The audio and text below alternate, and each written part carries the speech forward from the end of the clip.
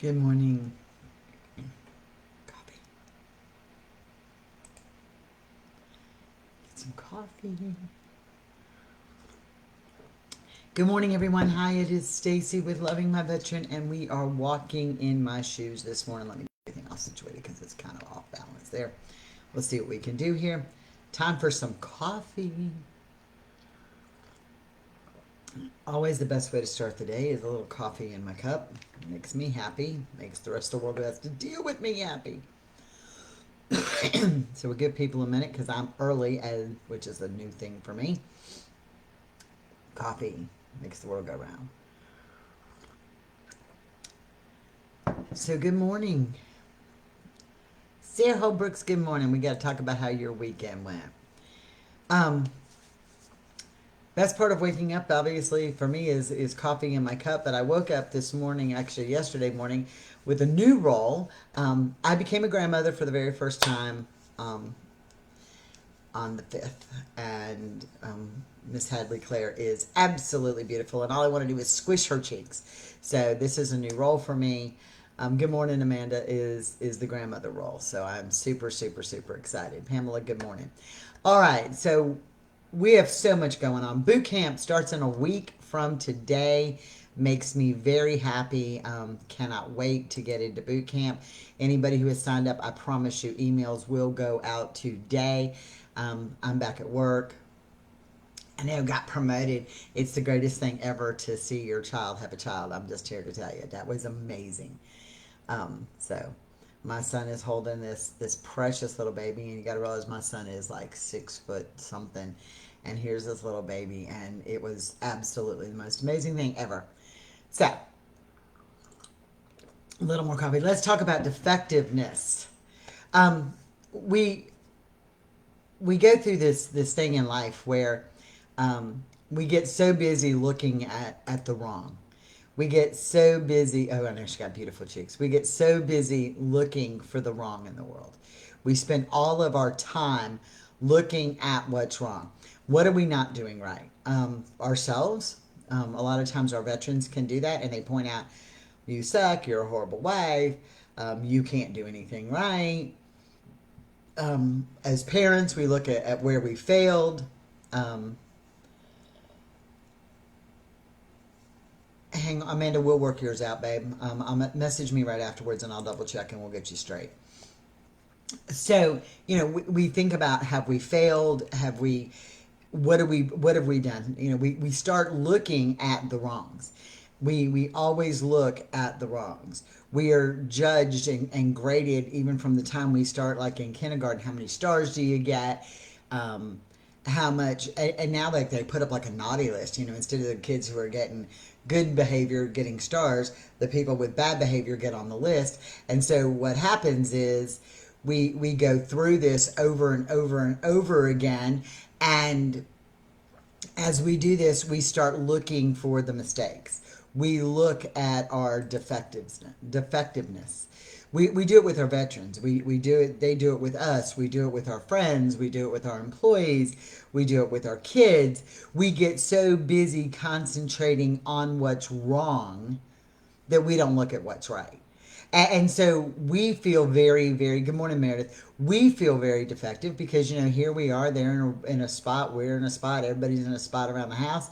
And so we concentrate on, well, you're not doing this right, and you're not doing that right. Well, I just suck at everything then. I'm stupid. And we put our own label of defectiveness upon us, right? We put our own label of defectiveness upon us because we look for the wrong. We don't look for the right. We just get in this habit of defectiveness. And thank you, Nakia. We get in this look of defectiveness. Think about it from even a diamond ring. Um, Thank you, Missy. Good morning. Think of it from a diamond ring. Okay, so we get a diamond ring or whatever, and so here's this diamond, and it is absolutely beautiful on our hands, right? And we're all excited about it. And then we go to the jeweler because for whatever reason, like your homeowner's insurance or whatever says, oh, you need to have it appraised and whatever, and they're like, oh, it doesn't have good clarity. Oh, it doesn't have good color. Oh, there's a crack somewhere in the stone. Now all of a sudden you're looking at the same ring and you're like, oh my God, my ring is not beautiful anymore. Good morning, Sarah Kim. So when people point out the defectiveness, we concentrate on the defectiveness. So the stone that was perfect when we first got it, the stone that we adored when we first got it, it was beautiful. We were showing everybody, oh look, my God, look at my ring. You're showing it to everybody because it's absolutely stunning. And now you have to take it, and everybody goes, oh my God, that's beautiful. And the whole world thinks it's gorgeous, right? And now you take it to the jeweler to get it appraised, and because insurance requires it, they now are pointing out the defectiveness. So now we concentrate on the defectiveness, and the ring doesn't look as good. And that's what we do. It becomes like our nature. It becomes our nature to look at the levels of defectiveness.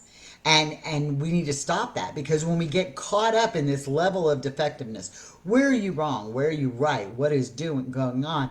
We get so caught up in being defective, or we get so caught up with our veteran being defective, and we are so busy pointing out, morning Sarah Kim, we get so busy looking at the negative that we don't look at the positive. We get so busy concentrating on that negative that we do not think about the positive. And it happens in every aspect of our life. Every aspect of our life. I mean, when I was a parent, and I'm still a parent, but my kids were little then, now they're in their 30s. I mean, it's a big difference. But I can remember, like, the kids would be brats, right? And so you would go to your neighbors or to your friends, and everybody goes, oh my gosh, they're so well behaved. I'm like, for who? You know? And because we only see the negative. We don't see the yes ma'am, the no ma'am, the yes sir, the no sir, the politeness. We don't see that every day because it's something was ingrained and we've taught them and that's what they do, that we don't look beyond that. We don't look beyond that. And so we do it to ourselves when our veterans say stuff to us. We get so caught up in the negative. Oh my God, I'm bad, I'm this. I'm that. You get so caught up in it that you forget that you're not that. You forget that you're not that. It doesn't define who we are, right? But Sarah, that's not yours, it's your Nana's. Yours is that good. There's moments that yours is that good. And we look at and when you flip your mindset, it's about mindset. It's about how we choose to face the day.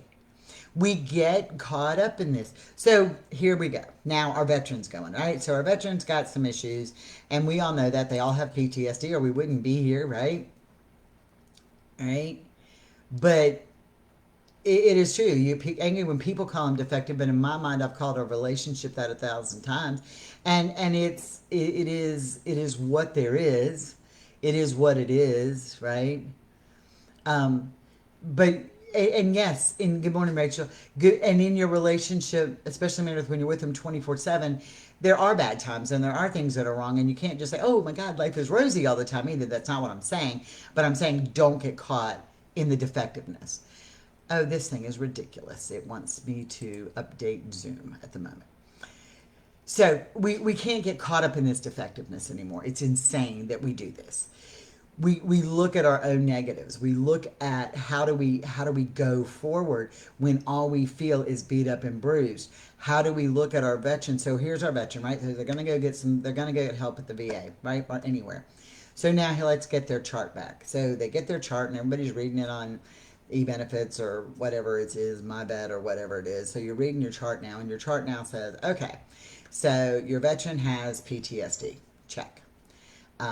Your veteran now has, because the normal PTSD medication isn't working, now your veteran has depression.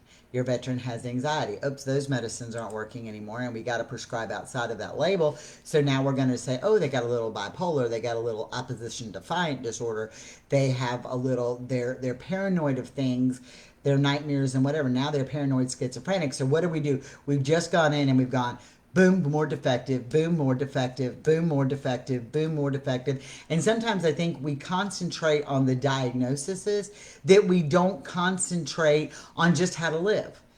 I know that somebody asked me early on, said, I want them to go to therapy, I want them to go to counseling, they need to go to counseling. Well, why? Because they need to go. Okay, what is your end game? Well, I don't know. They just need to go to counseling because I think they need it, and it would do better for them to talk. Okay, I got that. But what do you hope to gain by counseling? Them going to counseling, what is your gain? Good morning, Stephanie. Thank you. What is your gain? What is your end game by them going to counseling? What is your desired result? So sometimes you can get that desired result without them going to counseling. Sometimes you can get that desired result without them taking medication. Sometimes you can get this desired result. People don't have to do it your way. And so then we're like, oh my God, they have this and they don't go to therapy, so that now makes them defective. Okay? That is going to make them defective. And Mary says counseling is a tool, but it's not going to cure PTSD. No, there is no cure for PTSD, and it does help absolutely, and it does help in her case. Some veterans, and I agree with the module that we need to talk about things, but some veterans get in there and they talk about it, and your counselors will push, or your therapist will push EMDR, or they'll push a different avenue, and they're forcing you to relive something you're not ready to relive. And for some veterans, it doesn't work. They're not ready to deal with that. So we look at this and we start reading these labels, and we read this level of defectiveness. Okay? You know, Mike hated counseling until he made the choice to use it as a tool to better himself. But it had to be his choice. See, and that's where I'm going.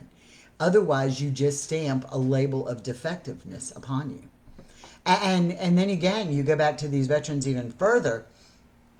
And so we look at our veteran side, and of course, we're going to come back to how it makes us feel. But we look at our veteran side. So now they've served their time. They've done things they didn't want to do. They've seen things. We all know where the PTSD comes from. And now they want a real job in the real world. Well, because people are so uneducated as to what PTSD is, when we do this, they see PTSD on their stuff, and now all of a sudden they can't get the job. They can't, if they choose to buy a handgun, they can't buy a handgun. There's all these things that come out in a negative negative aspect. People think of it negatively. So what are we doing? We're concentrating on their level of defectiveness. And that is so wrong. And we have to concentrate on what's right with ourselves, with our veteran. Stop. When we look for the cause of the behavior sometimes, when we concentrate on the cause of the problem, we just create a bigger side to defectiveness, when sometimes the cause isn't what we need to deal with. We need to deal with the solution. Okay? We need to deal with the solution. You know, you look at people, obviously COVID is still a big issue, and it's a big number, and it's a big thing, and there's all these theories on how it got started and where it got started and how it spreads and this and that and the other. The truth is, it doesn't matter at this point in the game. What matters is that if you have it, you get treated for it. Okay, so the solution becomes is the answer. You know, whose fault? You know, when we go to a car wreck, as a paramedic, when I went to a car wreck, you triage the patients. You find the ones that are the most critical, and you deal with them. And it doesn't matter how the wreck happened. The wreck happened. So what do? We look at the solution. We stop concentrating on, hey, this is the negative. I think the hardest thing I ever had to do as a paramedic would be go to a wreck where somebody was obviously intoxicated, and when you get to them and start treating them, you know they're obviously intoxicated. And so they've gotten in this wreck, and maybe there was a death involved in the other vehicle, and now your patient, the most critical of your patients, is the guy who'd been drinking. And so you can let all this negativity and defectiveness come in, But we don't know his reason for drinking. Not that I excuse it, or her reason for drinking. We don't know that. We don't know the reason behind it. We can't deal with that. We just have to deal with what is in front of us and move on. The cause doesn't matter. And for us in an emergency situation, what caused your heart attack doesn't matter. The fact that you're in cardiac arrest, we're going to fix that. And I think we get so caught up in the negative, even in our own life. We get so caught up in the negative. Well, I react this way because. I react this way because of my past marriage. I react this way because of a childhood trauma. I react this way because of this. I react this way because of that. I have all this negative, and we can concentrate on the negative. And you said this to me yesterday, and this hurt my feelings. And we find that happening a lot when we're starting to evolve our relationships, and we're starting to do what really works. And then we tend to think backwards. Well, last time we tried this, you did this and it didn't work. And so, and that's because of your oppositional defiant disorder, or that's because of your PTSD, or that's because you're an ass. Whatever the reason, we concentrate on that and we don't go forward, because if you're always wallowing backwards in the negative and the defectiveness, you can't deal with it forward. My absolute favorite coffee cup has a chip out of it. Okay, I drank out of that cup forever, and it got a little chip in it. I still drank out of it. I still drank out of that cup, even with its defectiveness. Even with the defectiveness. See there, had a major progress this weekend from us both putting in the work. No arguments, talking through our issues and resolving them and moving on. And that is a huge step for Stephanie. Because you're not like Stephanie, so I can say that legitimately. But you concentrate on the bad all the time, you don't see the good. How can you concentrate? We don't see the good. We need to see the good in ourselves. There are times that just Carl's words, it's not intentional. It's not intentional because, let's get real, y'all. We've had this conversation. Empathy sucks in the veteran world. And they are clear and they are concise in their stuff, and they don't want to sugarcoat squat. Right? So there are times he says things to me. There are times he says things to me that I feel stupid. Right? It's not that he's trying to make me feel stupid. He's pointing something out, and I'm like, well, that's just because I'm dumb. And I say it all the time. I know I don't do anything right. I'm dumb. I mean, this is how I feel. And that's not at all what he's doing. Okay? He's not intentionally trying to make me look dumb. He's trying to point out a mistake, and the way it comes across, I take it as being dumb, so we can keep going down this road over and over and over again, and again we'll be standing in the yard fighting over the car keys because neither one of us have us, and we can't understand why we're not going down the road. That's the place it puts us. We got to overlook that. We have to go past that. We can't say, well, you made me feel dumb yesterday, and now you made me feel dumb this, and you did this, and you did that. And sometimes we go through this and we keep dragging it up and we keep pointing out the defectiveness instead of just saying, hey, you know what? I'm tired of where we are. Okay, there's a lot of negative in where we are. I'm tired of where we are. It doesn't matter how we got here. It doesn't matter what label we put on how we got here. What matters is, how do we get past here? Right? So you can throw up the, oh my God, he has a TBI. Oh my God, he has PTSD.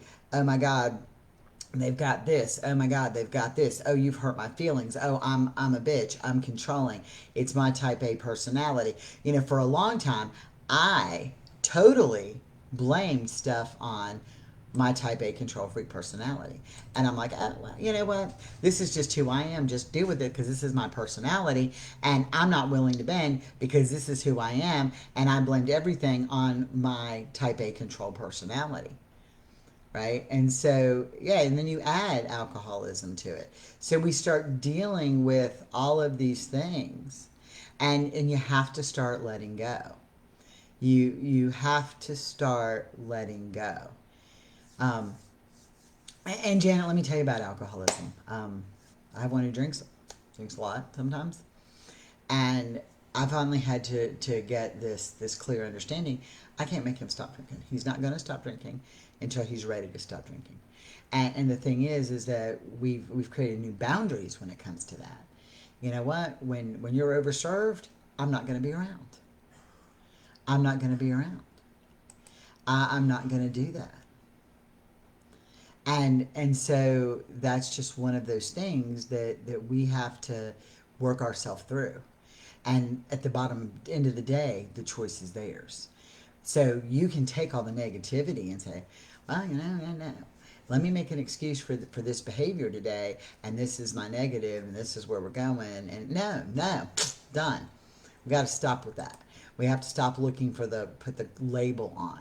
And I'm going to tell y'all, when you stop labeling things, when you stop labeling defectiveness, when you stop pointing out about it, yours is hiding in a rental, lying about drinking. Nice. Um, and we don't, in our case, we don't have that issue because I'm like, drink all you want, but when you've had one drink, you're not driving in one of our vehicles, and these are our boundaries, and this is what we created. And some people are like, you know what, I don't care if you drink, then they're not lying to you about it anymore. I don't care if you drink, you're just going to drink somewhere else, or you're going to drink in the garage, or you're going to do whatever, and I'm not engaging with you when you're drunk. I mean, those are boundaries that are legitimate boundaries, okay? Those are legitimate boundaries. But you can't force somebody to stop drinking, just like you can't force me to stop stress eating. It is just one of those things. Okay, so you just have to realize that. But when we start looking at all the negatives, we get so caught up in it. We get so caught up in it. We get so caught up in the negatives and the defectiveness that we just have to say, here's our line. This is where we are. Let's move forward and stop labeling. And Nikki is right. Alcohol many times is a mask covering the problem. I can tell. I can tell. Man got in a thing and drove me 12, 13 hours. Never had the first drink. Okay, whole time we were gone, he may have drank a 12 pack and whatever. And that's a miracle in itself. But then when there's a bad day or there's a stressor, he may drink more, and that's on him. That's not on me. It's on him, and it's not on me. He has to be the one to say no. But I have found that when he gets there, I'm either going to go lie down, or I'm not going to engage in the conversation when you're that way. It's just not going to happen anymore. And we do that. And the same thing with me. When I'm a total bitch, he's not going to engage in that conversation with me anymore. And he said that. I'm not talking to you till you calm down. I'm like, what do you mean? Yeah, and here comes the venom. And he's like, what do you mean? And I'm like, bleh. So that's part of your boundary setting. But when we stop looking for the defectiveness, what is the cause? It doesn't matter what the cause is. What do you want the solution to be? Where do you want the solution to be? You want that loving, caring relationship. That's what we work towards. The cause sometimes is not as important as the solution. New math, prime example.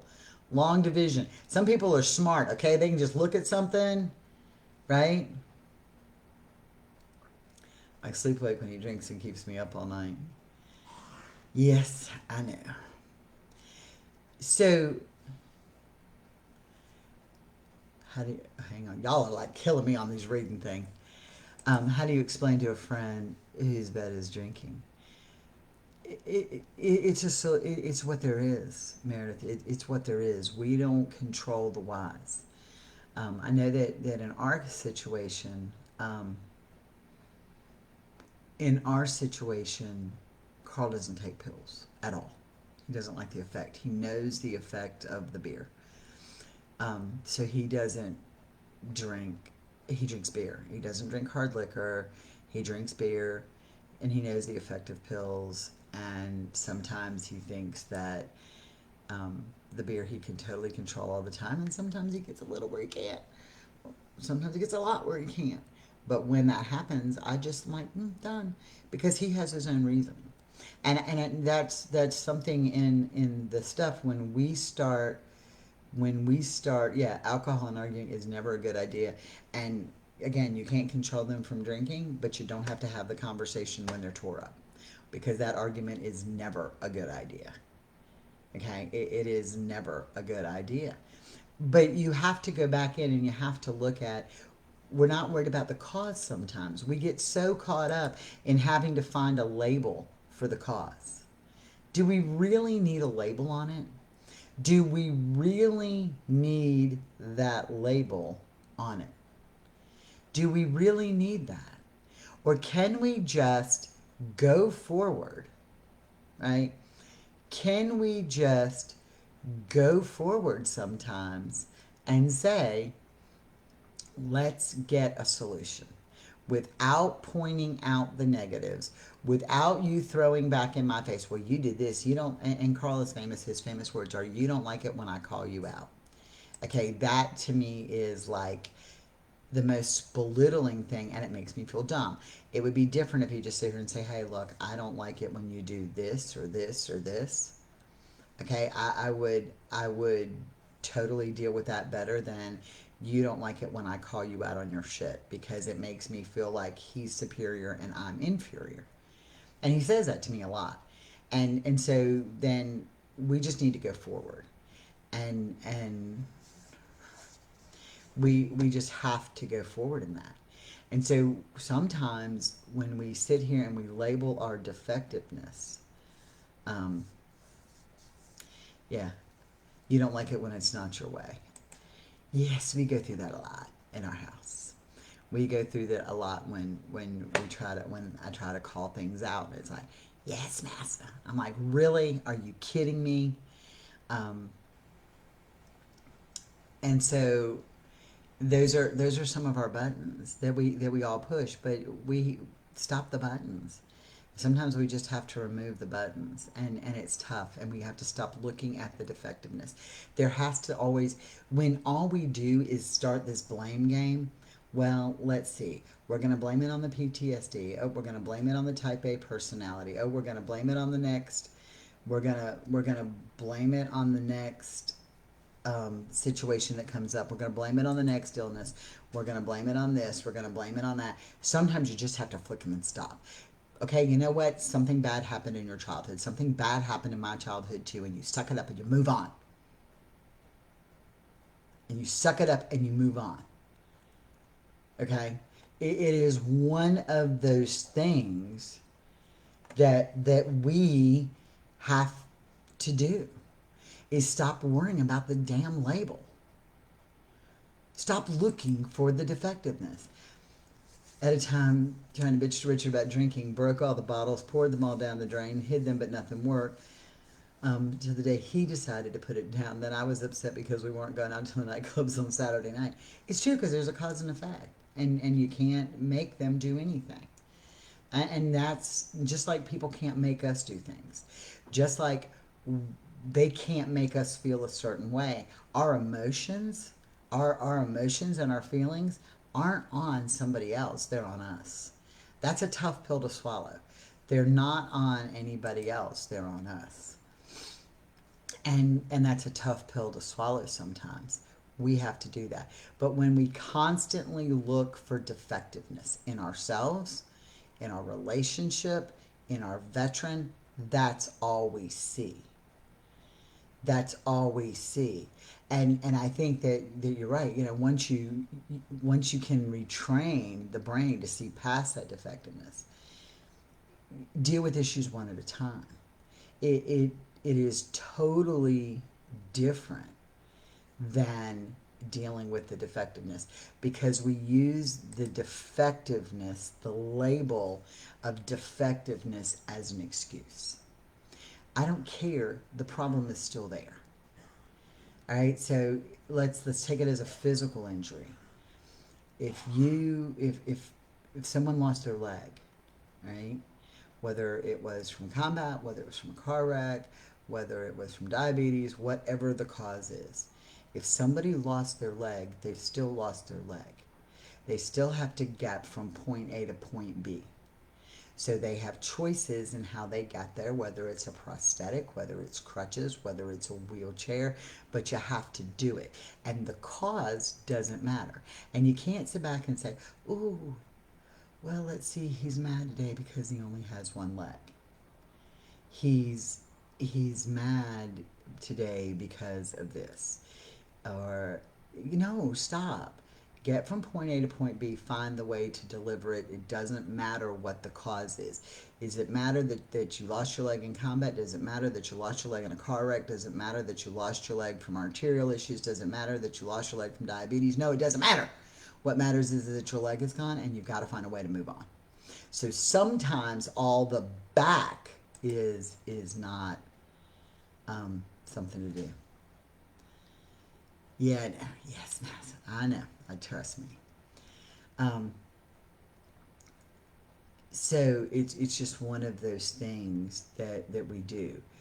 We look at PTSD as the reason sometimes. We look at it as the defectiveness.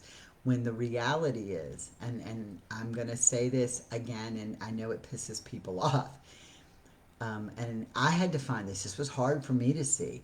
The reality is the biggest problems in the relationship is this: communication.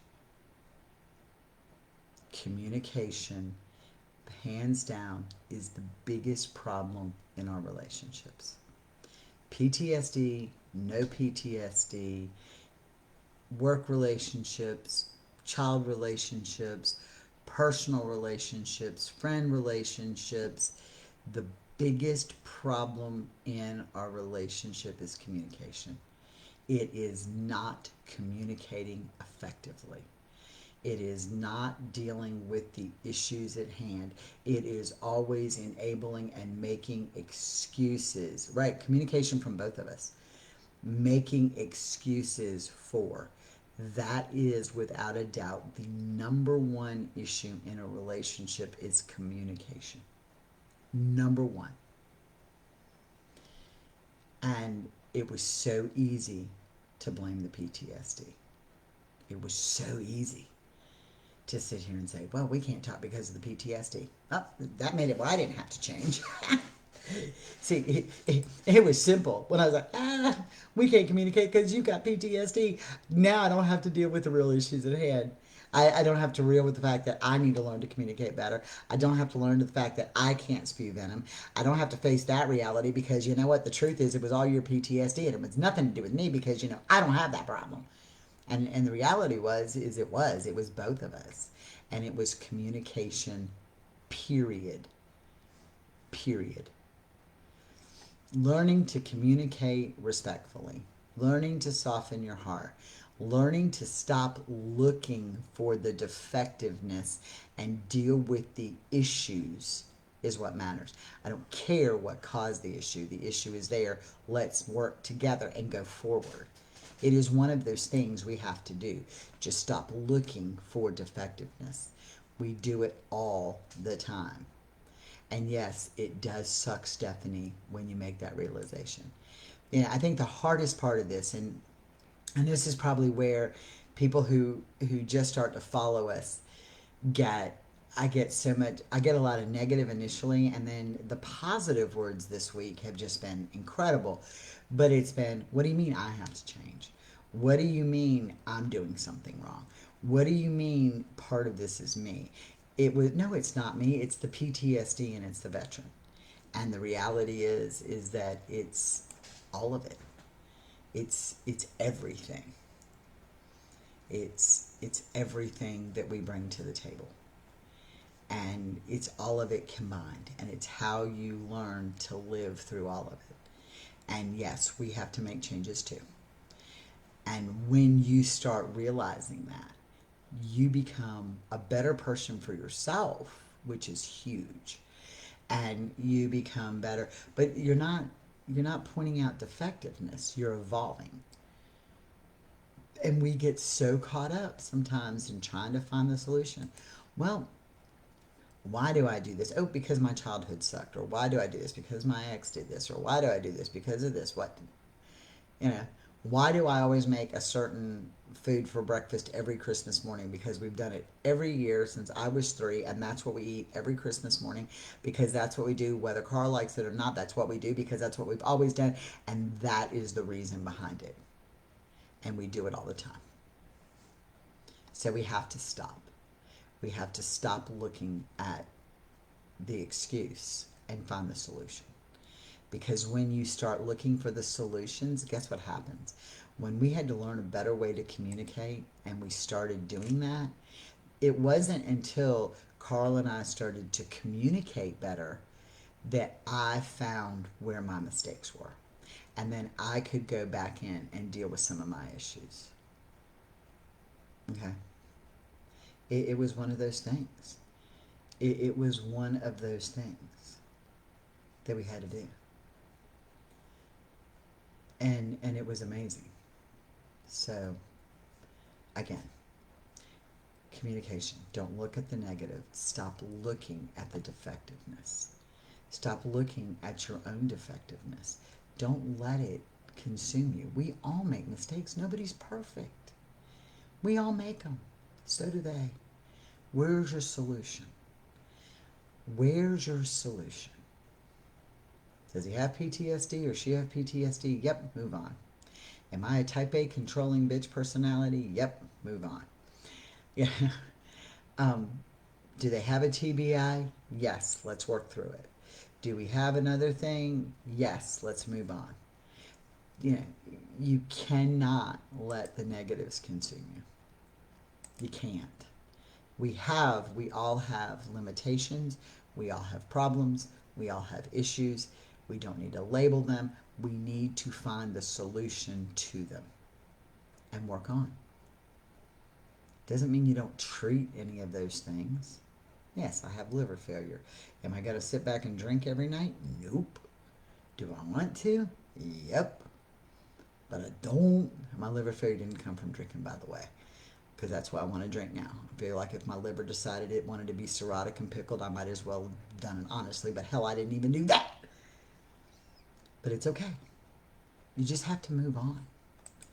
Focus on the positive. Focus on the positive.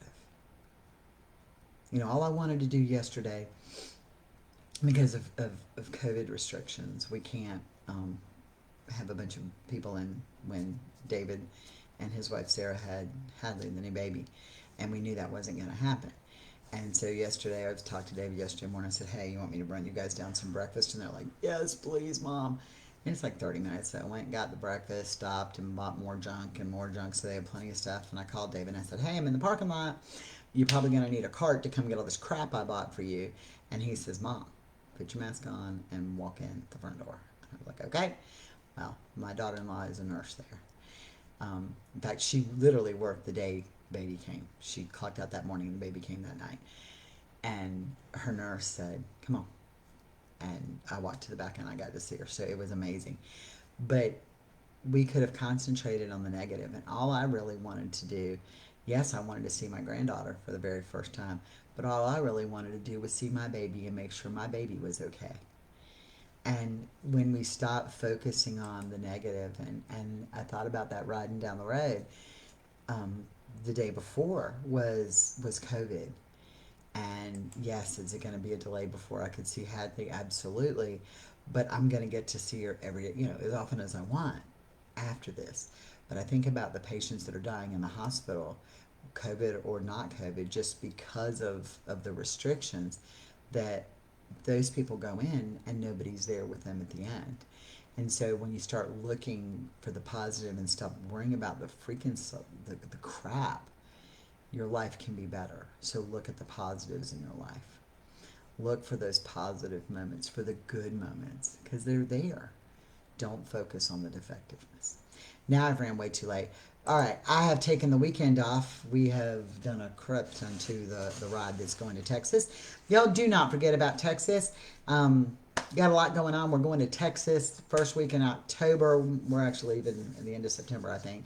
We're going to help our lovely, lovely matriarch, um, her Purple Heart Silver Star veteran, Richard. We're going to do that. We have, you can do it through PayPal to us at Loving My Veteran. $5 even helps y'all. There's probably $10,000 worth of material that we need so that they never have to freeze to death again. So, if y'all just dig deep and show her how much we love her, $5, $1, it all adds up real quick. And that's what we need for this lovely family to move forward. And make sure that he never freezes to death again. That will never happen, ever. So if you guys have got $1, $5, it's on there. It's at Loving My Veteran PayPal. Just pop it on, do it as a gift, because otherwise they do it as a service and it takes forever. But if y'all do it as a gift, it'll come right on through. So I don't care if it's $1. If everybody would just give $1 and share it, and I'll put it back out again today. If y'all will please share this with everybody you know. Ask for $1. I don't care. Every little bit helps. There's no person in my mind who is, yeah, I can do Venmo, Sarah. I'll send you my Venmo stuff. There is no person who is more deserving than Richard and Nakia. So absolutely $1 will be helpful. Anything will be helpful. I got Venmo. You can do my Venmo or Cash App. Venmo works easiest for me, but I'll show you my Venmo and I'll move it over. Anyway, that's where we are. Y'all can also do e-gift cards to the Home Depot if you'd rather do that, because that's where we're buying the supplies is from Home Depot. So regardless, we'll take any of the above so we can pay that account off so we can get everything fixed. All right, I'm out of here for a little bit. We're going to work on boot camp. I'm sure I'll be on a lot today. I'm back at work full time doing this. This is where I need to be.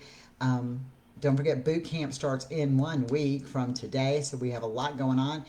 And of course, when we go to Texas, y'all are going to get to see Walking in My Shoes from Texas for a full week with everybody. So that should be quite interesting. God knows what subject matter we'll talk about. Y'all have a blessed day. I'm Stacy. This has been Walking in My Shoes, and we are Loving My Veteran. Remember, we are not defective. Have a blessed one. Bye.